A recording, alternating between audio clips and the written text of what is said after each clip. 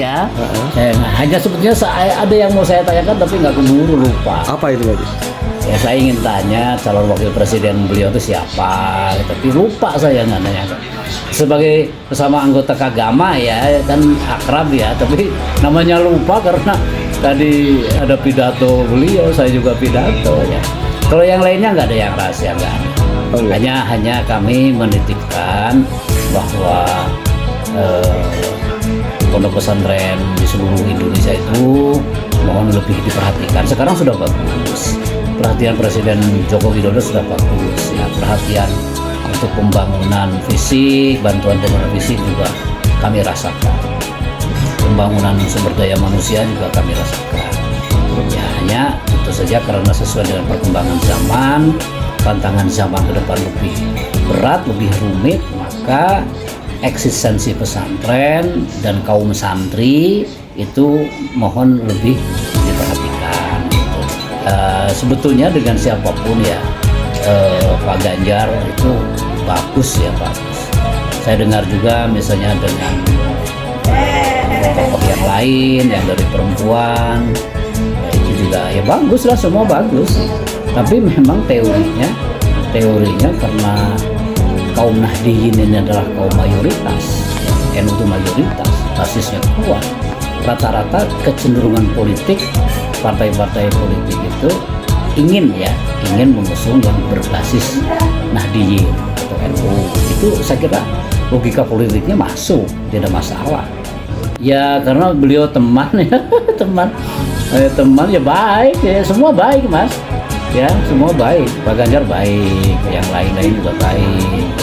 Pokoknya mereka semua karena namanya sudah menjadi pemimpin nasional ya, itu sudah mulai seleksi alami ya toh kan semua.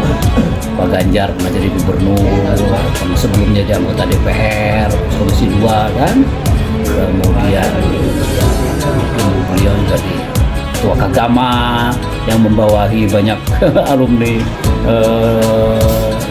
UGM kan, jadi sudah teruji gitu. Sudah teruji Pak Ganjar. Katakan prinsip saya ya, itu semua baik. Pak Ganjar baik, Pak Anies Baswedan baik, Pak Prabowo baik. Ini soal takdir Gusti Allah gitu kan, nggak ada yang bisa menolak ya. Nah, jadi kita sebetulnya bagi saya, bagi pesantren Darussalam, itu nggak masalah karena semua baik Pak ya, semua baik.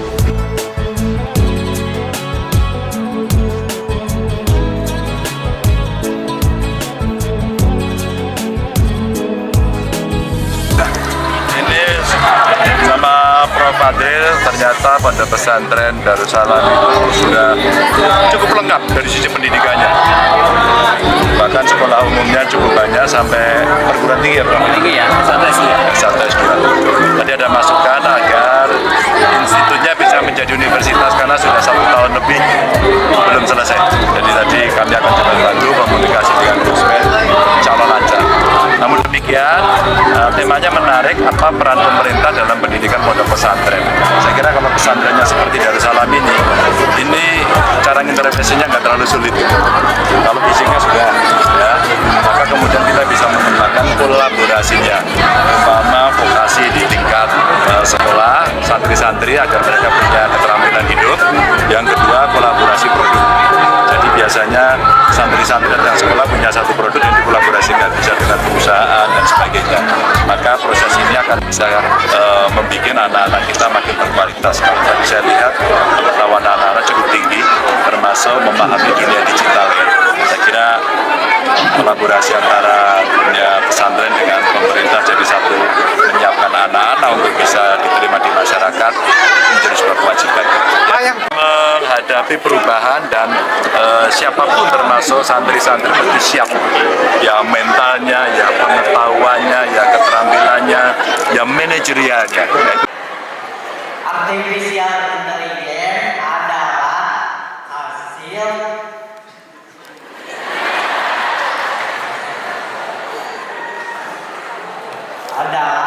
suatu teknologi yang menggambarkan foto atau gambar kita di masa lalu.